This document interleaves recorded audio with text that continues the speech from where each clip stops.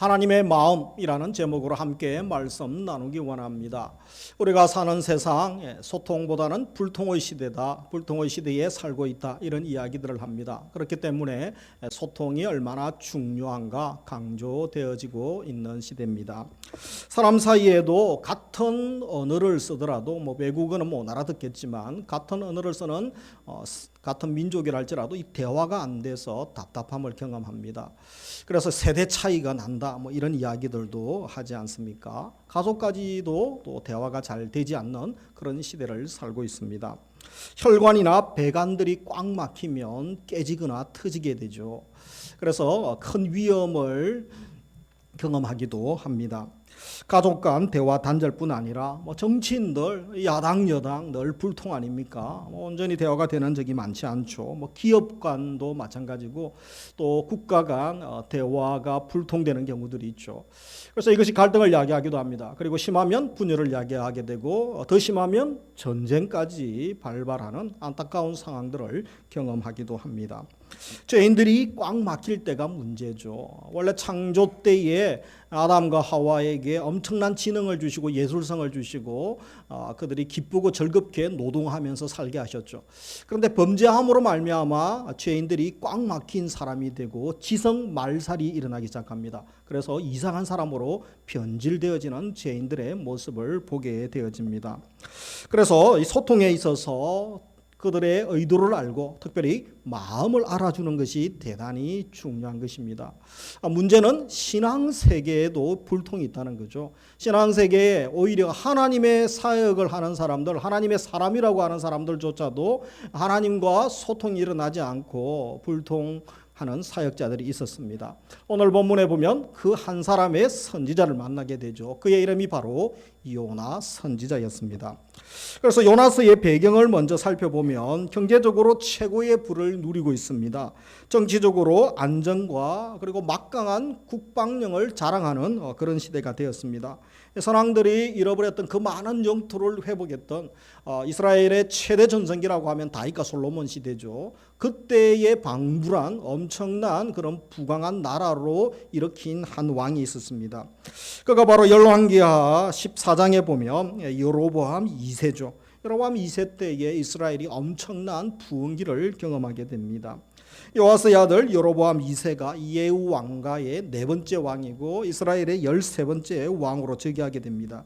그가 41년 동안 치리하게 되죠. 그리고 나라가 또 부흥하게 되고 안정기에 접어듭니다. 신앙을 떠나서 도덕성을 떠나서 이런 부분에 나라 잘 살게 하면 경제 대통령, 경제를 일으키는 왕은 계속 국민들이 좋아하고 사랑할 수 있는 왕이죠. 그러나 하나님 앞에서는 그렇지 않을 수가 있는 것입니다. 하나님이 이스라엘을 부흥시킬 때는 다 이유가 있습니다. 그들이 경제적으로 부흥하게 하고 정치적인 안정을 주실 때에 열방을 향하여 선교하고 복음 전하고 섬기라고 그들을 일으키시고 복을 주시는 것이죠. 그런데 대부분의 사람들은 잘난 체하다가 내가 능력이 많고 잘난 체하고 교만하다가 결국은 다시 다 쏟아버리는 어리석은 모습을 보기도 합니다. 바로 이런 시대에 한 선지자가 나타나게 되죠. 그가 바로 요나 선지자였습니다. 하나님이 이상하게도 요나에게 자기 민족 이스라엘 백성에게 복음을 전하라 하지 않고 멀리 있는 타 민족이죠. 그것도 그들을 괴롭혔던 이 원수의 나라 아수르에 가서 바로 복음을 전하게 하죠. 수도 니느웨에 가라고 합니다. 왜 하필이면 이스라엘 선지자를 그 먼 곳에 가서 복음을 또 전하라고 하십니까?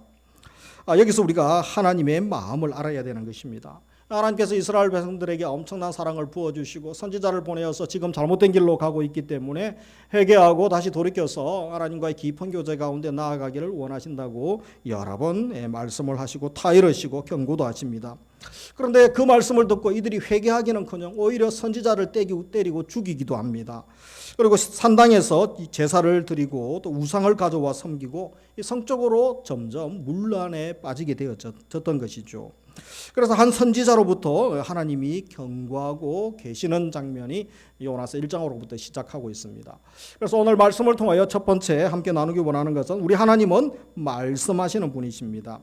우리 1절 같이 읽겠습니다. 여호와의 말씀이 아미떼 아들 요나에게 임하니라 이르시되 여호와의 말씀이 임하니라. 아무리 악한 시대이지만 여전히 하나님은 말씀하시는 분이십니다. 물론 직접적인 음성을 들려주시기보다는 기록된 66권 성경을 통하여 감동을 주시죠. 깨닫게 하시고 이해하게 하시고 또 기쁨, 행복, 즐거움, 감사 주시죠. 바로 말씀하신 하나님이신 것입니다. 하나님의 말씀으로 삶의 인도를 받는 사람이 가장 지혜로운 사람이고 성공적인 삶을 또 신앙의 삶을 살아가는 사람이라고 할 수 있습니다. 다른 것으로 인도함 받으면 낭패를 볼 수도 있는 것이죠. 요나에게 말씀이 임하시듯 오늘 우리에게도 나에게도 하나님의 말씀이 임하기를 사모하면서 말씀을 가까이 하는 자에게 복이 임하는 것이죠. 그래서 2절에 어떤 말씀이 임합니까? 너는 일어나 저 큰 성읍 니느웨로 가서 그것을 향하여 외치라. 그 악독이 내 앞에 상달되었음이니라.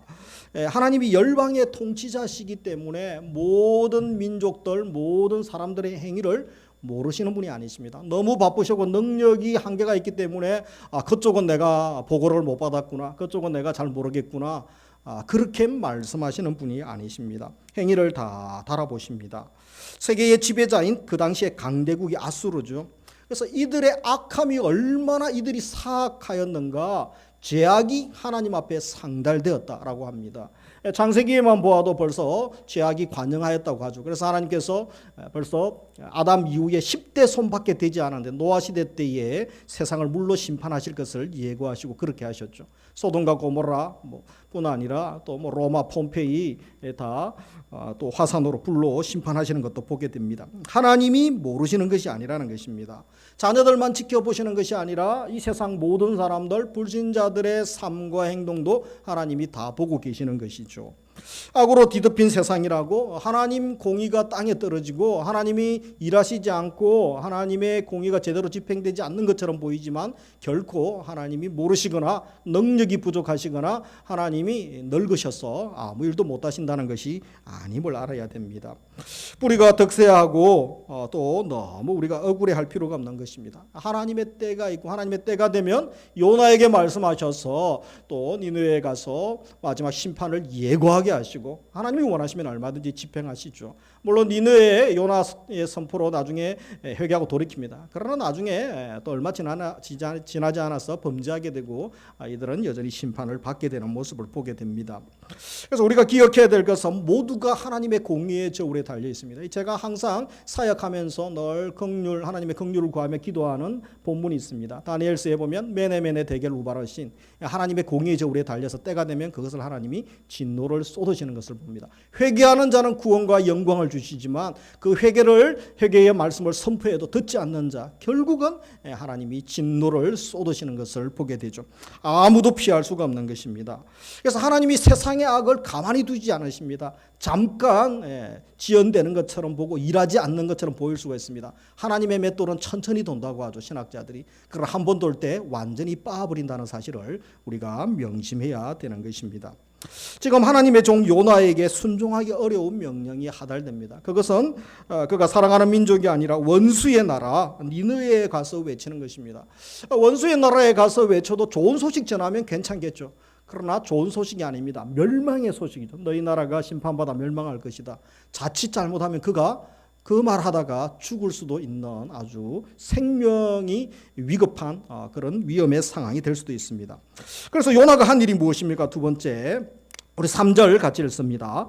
그러나 요나가 여호와의 얼굴을 피하려고 일어나 다시스로 도망하려 하여 요파로 내려갔더니 마침 다시스로 가는 배를 만난지라. 여호와의 얼굴을 피하여 그들과 함께 다시스로 가려고 백사슬 주고 배에 올랐더라. 여호와의 얼굴을 피하려고, 그리고 여호와의 얼굴을 피하여, 이 3절에 두 번이나 반복되는 단어가 있죠. 그가 한 일이 뭡니까? 하나님의 얼굴을 피하여 도망한 거죠. 도망간 것.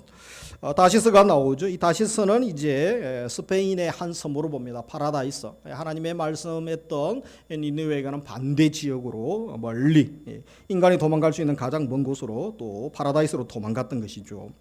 그래서 그가 한 일은 하나님의 얼굴을 피하는 일이었습니다. 멀리 도망하는 일이었죠. 멀리 도망하고 반대로 도망하면 하나님이 능력이 시력이 흐려서 못 볼 것이다. 그런 생각을 가졌을까요? 선지자인데 선지자가 그것을 몰랐을까요? 왜 요나가 이런 행동을 했겠습니까? 그것은 이유가 있는 것이죠. 여기서 특별히 반복되는 게 내려갔더니라는 단어가 있습니다. 욥바로 내려가는 인생. 요나가 하나님의 종이죠. 하나님의 종은 성전에 올라가야 되고 사명을 따라 또 부르심을 따라 올라가고 니느웨로 올라가야 되는 인생 아닙니까? 그러나 안타깝게도 하나님의 사람이 계속 내려가는 인생입니다. 어디까지 내려갑니까? 욥바로 내려가고, 그리고 마침 배를 만나죠. 다시스로 가는 배를 만나서 선착장에서 배를 탑니다. 배에서도 내려가는 인생이죠. 제1배 미창까지 내려갑니다. 다 죽을 위기에 처해서 어디까지 내려갑니까? 바닷속에 풍덩 빠지게 되죠. 큰 물고기 뱃속에 들어갑니다. 그 썩은 냄새 나고 고약한 냄새 나는 그 뱃속에서 3일 동안 지옥을 경험하지 않습니까? 계속 내려가는 삶을 살고 있는, 지옥을 경험하는 요나의 선지자의 모습을 보게 됩니다. 죄 지은 인생은 다 도망하는 인생이죠.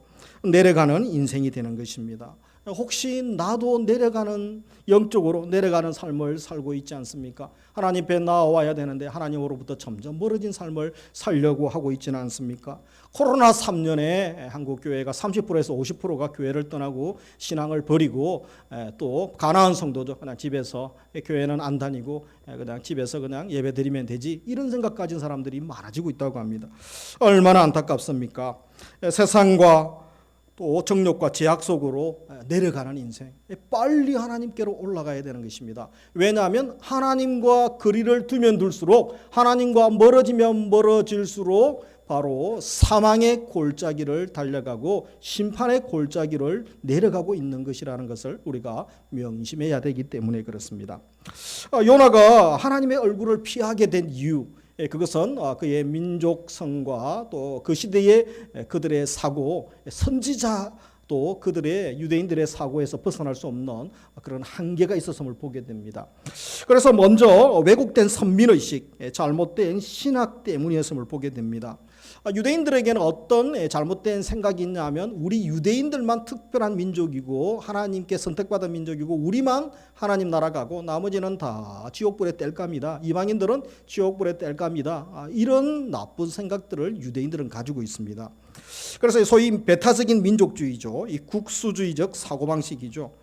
이것이 하나님 말씀보다, 하나님의 음성보다 더 내리를 지배하고 있었기 때문에 이런 행동을 한 것입니다. 하나님을 우리 조상의 하나님이고 이스라엘의 하나님이지 어떻게 이방 나라의 하나님이 될 수 있고, 특별히 우리를 힘들게 하는 이 원수의 나라, 이 아수르 니느웨 백성들의 하나님이 될 수 있는가? 절대 그렇게 해서는 안 된다고, 착하고 말씀대로 살려고 하는 선한 우리 민족만 구원해 줘야지, 이런 아주 고약한 심보를 유대인들은 가지고 있었던 것입니다. 그래서 그들이 그렇게 생각했기 때문에 우리를 괴롭히는 니느웨는 회개하면 안 되고 오히려 망해야 되고 심판을 받아야 마음이 시원한 그런 생각을 가지고 있었던 것입니다. 하나님의 긍휼과 사랑을 입을 나라는 절대 아니다라고 생각했던 것이죠. 그래서 이 민족주의적인 이 생각이 오히려 모든 민족을, 모든 사람들을 조건 없이 무한하게 사랑하시는 우리 하나님의 사랑을 막아서고 있는 것을 보게 됩니다. 그래서 3절에 여호와의 얼굴을 피했다는 것, 마땅히 행해야 할 봉사의 의무를 포기했다는 것이죠. 그리고 하나님께서 부르시는 이 소명을 피하여 도망했다라는 뜻으로 볼 수가 있습니다. 요나가 하나님의 뜻이 무엇인지 모를 리가 없습니다. 선지자인데. 그리고 하나님이 그를 향한 또 부르심도 분명히 알고 있었을 것입니다. 사명도 다 알았습니다. 어떤 생각에 사로잡혀서 그는 지금 사명을 거부하고 있는 것입니다. 아수르의 죄, 니느웨의 부도덕함과 악함도 물론 죄죠. 그러나 그와 동급으로, 그와 결코 가볍지 않게 큰 죄가 무엇입니까? 요나 같은 생각을 가진 것이죠. 바로 자기 민족만 잘 되기를 바라는 이 국수주의적 생각, 민족주의도 똑같은 죄라는 것입니다. 이스라엘의 폐역도 잘못이지만 바로 이방인 구원을 향한 하나님의 명령에 불복하는 것, 동일한 하나님께 폐역 행임을 기억을 해야 되는 것입니다. 그러면서 요나의 두 번째 문제는 무엇입니까? 이 세속주의적 가치관 때문이다라고 할 수 있습니다. 힘으로 평화를 얻을 수 있고 좀 도덕적으로 부족하고 죄를 지어도 우리가 잘 먹고 잘 사고 부강한 나라면 되지. 그러면 하나님이 기뻐하실 거다. 소위 번영의 신학이죠. 만몬이 지배하고 돈이 지배하고 출세 성공, 높은 자리에 올라가는 것, 이런 것들이 인생의 목적이 되어버린 사람들의 생각인 것이죠. 당시 역사적 정황을 살펴보면 얼마 전까지만 해도 이 아수르가 계속 이스라엘을 공격합니다. 그래서 이스라엘이 도저히 버티다 못해서 이제 조공을 바치게 됩니다. 그래서 우리를 괴롭히고 또 깡패 노릇하지 않습니까? 조공까지 바치게 하고, 아수르가 얼마나 이스라엘 백성들을 믿겠습니까? 그런데 아수르가 그 당시에 또 이웃에 강대국이 있었습니다. 이 다메섹과 전투를 붙었는데 이 다메섹이 전투에서 패하게 됩니다. 그래서 뭐 아수르도 나쁘지만 다메섹도 그렇게 좋은 이웃은 아니죠. 그래서 오히려 감사한 일이 있죠. 그런데 이 아수르가 전쟁에서 승리하고 돌아오다가 신흥 제국이 있는데 아라랏이라는 제국과 돌아오는 길에 전투를 해서 상상도 못했던 일이 일어나죠. 이들이 전투에서 패배하게 됩니다. 그래서 아수르의 전력이 갑자기 떨어지게 되고 쇠퇴하는 그런 길을 이제 걷게 되는 것이죠. 그래서 나중에 다음에 살필 요나서 4장에 가면 다시 한번 언급하도록 하겠습니다. 그런데 이 상황에 여로보암 2세는 이 국제 정세 가운데서 오히려 나라가 부강해지고 또 점점 국방력을 강화시켜서 영토를 회복하고 확장하는 그런 기류에 있습니다. 그래서 그것을 알고 있는 이스라엘 백성들, 유대인들, 특별히 선지자 요나도 어떤 생각입니까? 이때의 아수르가 회개하지 말고 망했으면, 그래서 오히려 여로보암이 조금 도덕적으로 문제가 있지만 그래도 우리나라를 잘 사는 나라, 부강한 나라로 만들었으면 잘 먹고 잘 사는 것이 제일 중요하지 않은가? 이런 생각을 요나도 가지고 있었던 것입니다.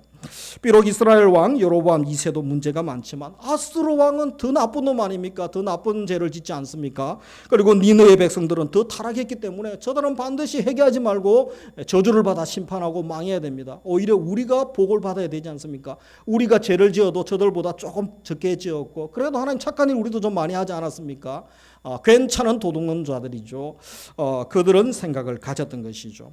그런데 니느웨의 복음을 전하라고 하니 요나의 마음이 어떻습니까? 심보가 뒤틀리는 것이죠. 그래서 그들 하는 수준이 아니라 요나가 오히려 하나님께 대물을 합니다. 시위하는 수준으로 반대로 도망을 가고 말씀을 버리는 것을 봅니다. 그래서 3절에 여호와의 얼굴을 피하여 고의적으로 정반대로 도망갔던 것이죠. 하나님의 사랑, 하나님의 말씀보다 요나에게는 무엇이 우선이었습니까? 힘으로 평화를 얻으면 된다는 생각이 지배적이죠. 그리고 우리가 군사력과 경제력으로 우리나라가 부강한 나라가 되고 잘 먹고 잘 사면 하나님도 기뻐하실 거야. 하나님의 일을 많이 할 거야. 이런 생각 가지는 것, 그것도 결코 옳은 생각이 아니었습니다. 세속적 가치와 생각이 가득했던 것입니다. 그래서 요나의 문제가 무엇입니까? 하나님의 말씀의 가치보다, 하나님의 뜻보다 더 중요하게 여긴 것, 세속적 가치가 그를 사로잡고 있었습니다. 여러분, 하나님의 말씀의 세계관, 성경적 가치관을 가지는 것은 그냥 되지 않습니다. 성경도 많이 배우고 훈련해야 됩니다. 날마다 큐티하고 말씀으로 무장하는 것이 하루아침에 되는 것이 아니죠. 선지자지만 요나에게는 오히려 민족적인 사고, 세속적 가치가 그를 더 지배했던 것입니다. 우리는 하나님의 음성을 들으려는 마음에서 혹시 요나처럼 어떤 이런 잘못된 생각과 경험들이 나를 막고 있지 않습니까? 그것을 제거해야 됩니다. 그래서 더 하나님의 음성을 듣고 하나님의 말씀에 순종하려고 노력하고 한 걸음 한 걸음 더 하나님의 임재 앞으로, 하나님 앞으로 나아가려고 하는 모습들이 우리 2학기의 하반기에 우리 모든 성도님들에게 일어날 수 있기를, 이 거룩한 열망을 주시기를 주의 이름으로 축복합니다. 그러면서 세 번째 살필 것은 하나님의 뜻에 대한 자세죠. 우리 3절에 보면 마침 그가 반대 방향으로 사명을 거절하고 도망가려고 할 때에 환경의 문이 열리게 됩니다. 이것이 그리스도인들 한국교회의 큰 문제 아니겠습니까? 마침 다시스로 가는 배를 만난지라. 그래서 마침에서 만난지라. 우리가 어떻게 하나님의 인도를 받을 수 있습니까? 우리 많은 성도님들, 젊은이들이 묻는 질문이죠. 어떻게 하면 하나님 말씀을 잘 듣고 순종하고 승리의 삶을 살아갈 수 있습니까? 우리의 모든 또 관심사 아닙니까? 여기서 한 가지 조심해야 될 것, 환경의 문이 열린다고 그것이 다 하나님이 문을 열어주는 것이 아니라는 것입니다. 마귀도 문을 열어주는 경우가 있다라는 것이죠. 길이 열린다고 그 길이 다 하나님의 음성으로 착각하고 그 길을 가면 안 됩니다. 내가 체험한 것도 말씀에서 벗어나는 체험일 수가 있습니다. 창세기에 보면 아담과 하와가 선악과를 따먹고 눈이 밝아지죠. 하나님은 절대 먹지 말라, 너희들이 다 죽는다. 그러나 하나님은 거짓말장애가 되고 사탄은 참말하고 아담과 하와를 위하는 자가 되죠. 그 순간만은. 그러나 결국은 다 죽지 않습니까? 그래서 우리가 체험도 말씀에서 결코 벗어날 수 없다는 것을 알아야 됩니다. 오늘 요나에게 문이 열린 것이 큰 문제였죠. 그래서 잘 분별해야 됩니다. 우리가 날마다 살아가면서 우리에게 들리는 음성, 어떤 음성을 듣습니까? 사무엘상 15장에 있는 것처럼 우리 사울 왕이 들었던 잘못된 음성이죠. 그의 정욕의 소리, 그리고 짐승들의 소리, 욕망의 소리가 들리지 않습니까? 그리고 대중의 소리, 백성들의 소리가 더 크게 들리죠.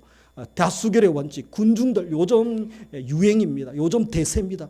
이런 말들이 크게 들립니다. 그리고 그 배후에 조동하고 있는 어둠의 소리, 사탄의 소리가 들립니다. 그러나 그 네 가지 소리 중에 우리가 들어야 될 진정한 음성은 하나님의 음성, 성령의 음성인 줄 믿으시기 바랍니다. 이것을 우리가 잘 분별해야 되는데 이 시대에 한국교회, 우리 목회자 성도들이 이것을 잘 분별하지 못하는 사람들이 많은 것이 안타까운 것이죠.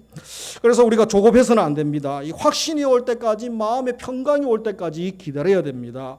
그렇지 않으면 요나처럼 문이 열렸다고 갔다가 대풍을 만나기도 하고 큰 풍랑을 만나고, 그리고 요나 때문에 주위에 배 탄 사람들, 사공들, 그죠? 그 많은 또 장사하는 분들 다 짐, 엄청난 재산들을 다 바다에 살기 위해서 던져버리지 않습니까? 평생 모은 것들 배도 파손이고 다 죽을 판인데 여러분 뭐 재산이 뭐가 중요합니까? 살려고 다 버리게 됩니다. 그래도 풍랑이 잠잠하지가 않습니다. 요나까지 바다에 던지고 다 죽게 되는 것이죠. 그래서 우리가 기억해야 될 것, 사명 버린 사람, 계속적으로 불순종의 자리에 나아가는 사람 옆에 절대 가까이 가지 마시기 바랍니다. 그 사람과 가까이 갔다가 나에게도 진노의 불똥이 튈 수가 있다는 것을 기억하시기 바랍니다. 가족이고 정말 어쩔 수 없이 같이 있어야 된다면 예레미야 애가처럼, 그죠? 하나님 긍휼을 베풀어 주시고 용서해달라고 기도하고 같이 고난을 겪어야 되죠. 그렇지 않다면 빨리 그 직장에서, 그 모임에서 탈퇴하시고 나와야 내가 산다라는 것입니다. 소돔과 고모라에 불이 떨어지는데 거기에 있어서는 안 되는 거죠. 유황불에 다 타 죽는 것입니다. 그래서 우리도 요나처럼 이 다스시를 가는 배만 바라보고 좋아할 것이 아닙니다. 곧 있을 풍랑, 곧 있을 대풍을 저들은 모릅니다. 그리고 물고기 배 속에서 그가 지옥을 경험할 줄 누가 알았겠습니까? 한 치 앞을 알지 못하는 인생이 바로 어리석은 나의 모습이요, 우리의 모습임을 알아야 되는 것입니다. 그래서 주의 뜻을 알고 선하신 인도함을 받는 것이 얼마나 중요한지 모릅니다. 매일 기도하시기 바랍니다. 하나님, 오늘도 주님의 뜻을 알게 하시고 하나님 인도하여 주시고 불쌍히 여겨주시고 생명의 길로 인도하여 주옵소서. 하루에도 엄청난 만남인들이 있습니다. 엄청난 사건 사고가 있습니다. 하루에 여러분 800명 900명이 죽는다는 거 아십니까? 1년에 35만 명 이상이 뭐 자연산업 사고로 여러 가지 이유로 죽게 되죠. 그 이름에 하루에 900명 중에 내 이름이 없다는 거, 사망인 명단에 내 이름이 없다는 거, 기적 중에 기적 아닙니까? 엄청난 천재재해, 그리고 많은 바이러스 질병들이 있죠. 교통사고도 있죠. 그 중에 내 이름이 제외되고 하루하루 생명을 연장해 주시는 게 기적 아니겠습니까? 그래서 우리가 감사하며 우리의 인생, 나의 인생 하나님의 손에 있습니다 라고 고백하는 것이죠. 어리석은 부자처럼 재산 많다고 오늘 밤 편안하게 잘 줄 상상하지 마시기 바랍니다. 하나님은 날마다 우리에게 삶과 죽음의 길을 교육하십니다. 자고 못 일어나는 분이 있습니다. 병원에 갔는데 수술한다고 마취했는데 못 일어나는 분이 있습니다. 하나님이 은혜 주시고 하나님이 생명을 주실 때 그 다음날 아침에 일어나고 새벽에 일어나서 사역을 감당할 수 있는 것입니다. 교만할 수가 없는 것입니다. 내가 지식이 많다고, 재정이 많다고, 인맥이 많다고 교만할 수 없는 것입니다. 하나님이 부르시면 누구라도, 대통령이라도, 세계 최대 갑부라도, 우리나라 제일 기업의 총수라도 하나님이 부르시면 이 시간 오늘 밤에 가야 되는 것입니다. 그래서 우리가 하나님의 뜻을 어떻게 분별해야 되겠습니까? 이 네 가지를 잘 기억하시기 바랍니다. 우리 젊은이들도 진로 위하여, 결혼 위하여, 또 우리 성도님들 하나님의 인도를 위하여 기도할 제목이 참 많죠. 첫 번째, 하나님의 뜻을 이해하시기 바랍니다. 에베소서 5장 16절, 세월을 아끼라 때가 악하니라. 17절 같이 읽습니다. 그러므로 어리석은 자가 되지 말고 오직 주의 뜻이 무엇인가 이해하라. 하나님의 뜻이 무엇인가 이해하라. 주님의 뜻을 알려고 노력하시고 또 이해해야 됩니다. 분별하라고 합니다. 로마서 12장 2절, 하나님의 선하시고 기뻐하시고 온전하신 뜻이 무엇인지 분별하도록 하라. 이 세대를 본받지 말고 하나님의 뜻을 이해하고 분별하도록 힘써야 됩니다. 그래서 나를 향한 하나님의 뜻, 두 번째로 말씀 안에서 지혜롭게 결정하면 됩니다. 우리가 진리 안에서 벗어나지 않으면 되죠. 고속도로로 갈 때, 그죠? 그 1, 2, 4차선을 다 달릴 수가 있죠. 그러나 우리가 갓길을 벗어나면 대형 사고가 나는 것입니다. 중앙선을 침범하면 안 되는 것처럼 말씀의 큰 도로 안에 우리가 행하면 되죠. 나머지는 우리 자유에 또 맡겨주셨던 것이죠. 그래서 히브리서 5장 13절에 보면 이는 젖을 먹는 자마다 어린아이니 의의 말씀을 경험하지 못한 자요. 영적인 어린아이죠. 그래서 말씀의 능력을 경험하지 못하고 말씀의 단맛을 경험하지 못한 사람, 바로 영적인 어린아이라고 합니다. 그런데 단단한 음식은 말씀이죠. 장성한 자의 것이니 어른들은 이제 딱딱한 음식을 먹지 않습니까? 아이들은 이유식을 먹죠. 그래서 이것은 영적으로 성숙한 사람입니다. 이들의 세 가지 특징이 있죠. 그래서 우리가 14절의 단계까지 가야 됩니다. 지각을 사용합니다. 말씀으로 충만하고 말씀으로 연단된 사람, 그리고 고난을 통과하여 연단을 받은 사람이죠. 선악을 분별합니다. 말씀으로 하나님의 뜻을 분별하고 또 고난을 통과하여서 선악을 분별하고 진리 가운데 행하는 사람, 이 단계까지 우리가 나아가야 되는 것입니다. 그리고 세 번째, 주의 뜻은 행하는 데 있습니다. 마태복음 7장 21절, 나더러 주여 주여 하는 자마다 다 천국에 들어갈 것이 아니요 같이 읽습니다. 다만 하늘에 계신 내 아버지의 뜻대로 행하는 자라야 아버지 뜻대로 행하는 자가 들어간다라고 말씀하는 것이죠. 그렇다면 이 본문처럼 이 요나와 하나님의 말씀이 충돌할 때가 있죠. 요나의 마음과 의지와 하나님의 말씀이 충돌할 때 어떻게 해야 되겠습니까? 성급한 결정은 위험합니다. 그때는 침묵하시기 바랍니다. 하나님의 뜻과 내 뜻이 다를 때가 많죠. 아브라함이 이해죠. 아브라함이 조금만 더 기다리면 되는데 기다리지 못하여서 하갈을 통해 이스마엘을 낳지 않습니까? 지금도 수백 수천만이 죽은 중동 전쟁, 중동 간의 갈등, 영원히 주님 오실 때까지 없어지지 않을 것이죠. 엄청난 피비린내 나는 전쟁과 미움의 발단이 아브라함의 불순종에서 시작됐다는 것입니다. 그래서 충분히 기도해야 됩니다. 말씀의 인도를 받으려고 노력하고 기도해야 됩니다. 그리고 말씀 가운데 하나님의 뜻을 우리가 분별해야 됩니다. 내 뜻이 꺾이도록, 그리고 하나님의 뜻이 서고 하나님의 뜻에 순종할 마음을 주실 때까지, 이럴 때 충돌이 일어날 때는 순종할 마음이 하나도 들지 않죠. 요나처럼. 그러나 그때까지 계속 기도하면 주여 순종할 마음을 주옵소서. 주님의 뜻을 알게 하시고 주님의 뜻에 순종할 믿음, 용기, 은혜를 주옵소서. 그렇게 하면 응답해 주시는 것입니다. 그러면서 하나님의 뜻을 분별하는 기준이 있죠. 어떤 기준으로 우리가 하나님의 뜻인 줄 압니까? 내적인 확신이 올 수 있습니다. 어떤 사람들은 마음이 편안합니다. 마음의 평강이 올 때까지, 불안하면 아직 더 기도하라는 사인이죠. 그리고 또 영적 지도자의 조언을 받을 수 있습니다. 말씀을 더 많이 알고 또 영적인 경험을 많이 한 분들에게 조언을 받을 수 있죠. 그러나 이것은 절대 기준이 아닙니다. 참고사항입니다. 절대 기준. 어떤 체험을 하고 어떤 신비적인 경험을 하고 환경의 문이 열려도 반드시 마지막에 점검해야 되고, 점검하지 않으면 큰일 나는 기준, 잣대가 뭡니까? 66권 성경 말씀으로 검증을 해야 되는 것입니다. 아담처럼, 하와처럼, 또 아브라함처럼 말씀에서 벗어나는 행동은 오히려 큰 위험을 초래할 수 있다는 것입니다. 구원 계시는 이미 66권으로 종결되었습니다. 다른 구원 계시는 없습니다. 혹시 주위에 내가 선교사인데 내가 하루에 10시간씩 5시간씩 기도하는데 하나님의 직통 계시를 받았다, 그 사람은 이단이나 사입이나 또라이로 여기시기 바랍니다. 절대 가까이 하지 마시고 친구 삼지 마시고, 그분의 어떠한 신유의 능력이나 어떠한 기적, 이적이 나타나도 따라가지 마시기 바랍니다. 주님이 예고하셨습니다. 마태복음 24장, 마지막 때 그런 사람들이 엄청 많이 일어날 것이다. 그래서 너희들에게 분별의 영이 필요하다 말씀하고 계시는 것입니다. 말씀을 맺습니다. 첫째로, 불순종한 요나를 통해 우리의 모습을 발견하기 원합니다. 하나님의 얼굴을 피하고 싶고 민족주의, 또 세속적 세계관의 한계에 갇혀 있지 않습니까? 주님의 얼굴을 피하지 않고 그분의 임재 앞에 나아가기 원합니다. 그런 삶을 살기 원한다면 세 가지를 기억하시기 바랍니다. 먼저 하나님의 얼굴을 피하지 말고 죄를 멀리하시기 바랍니다. 하나님 눈앞에서, 하나님이 보시는 눈앞, 하나님의 얼굴이죠, 버니엘. 하나님의 얼굴 앞에서 주님이 기뻐하지 않는 것, 하지 말아야 될 것, 할 필요가 없는 것이죠. 근처도 또 흉내도 내지 말아야 되는 것입니다. 동시에 하나님의 은혜의 눈길을 느끼기를 원합니다. 그리고 적극적으로 하나님의 얼굴을 찾고 구하는 삶을 살 때 우리 주님께서 기뻐하시는 줄 믿습니다. 크게 두 번째로, 하나님의 애타는 마음을 알고 절겨 순종하기 원합니다. 성경에 보면 여러분, 짐승들도 하나님의 음성을 듣고 순종 잘합니다. 그런데 문제가 있습니다. 문제. 비둘기도 노아 방주로 돌아오죠. 나귀도 여호와의 사자를 볼 줄 압니다. 그러나 하나님의 사자는 하나님의 사자를 보지를 못하죠.